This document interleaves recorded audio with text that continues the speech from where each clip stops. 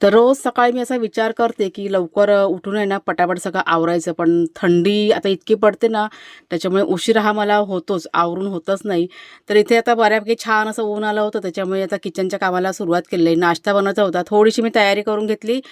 कुणालच्या बाबांचं इथं लाकडं फोडायचं काम चालू होतं. बागेमध्ये आली मी भाजी काढण्यासाठी. लाल माटाची भाजी ना खूप छान अशी तयार झाली होती.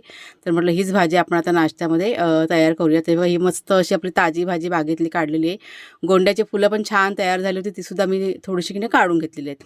आता इथे मी झटपट तुमच्याची रेसिपी शेअर करते आणि ही भाजी करण्यासाठी मी लोखंडाच्या कढईचा वापर केला. या कढईमध्ये भाजी ना खूप चविष्ट बनते.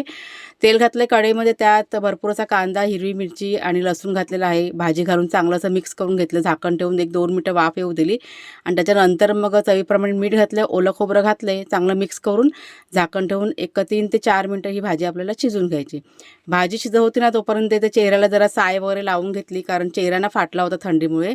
आणि थोडंसं किचन आवरून घेतलं. त्याच्यानंतर चुलीवरती भाकऱ्या करून घेतलेल्या आहेत. इथे वाघ्या आणि शेरू यांची काही मस्ती चालली होती. त्यांनी कधी क्लिप काढली मला माहीतच नव्हतं.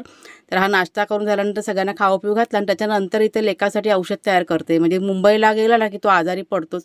सर्दी खोकला त्याला होतच. त्याला औषध दिलं आणि त्याच्यानंतर इथे शेरू बघा आपला कसा आराम करतोय तो. म्हणजे रिलॅक्समध्ये छान असा झोपला होता. सगळं आवरून झाल्यानंतर पुन्हा आता दुपारला म्हणजे दुपारच्या जेवणाची तयारी. तर दूध इथे आता गरम करत ठेवलं अगोदर मी.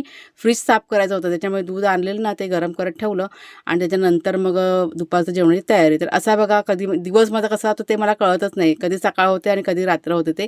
तर चला ताईंनो, बाय बाय.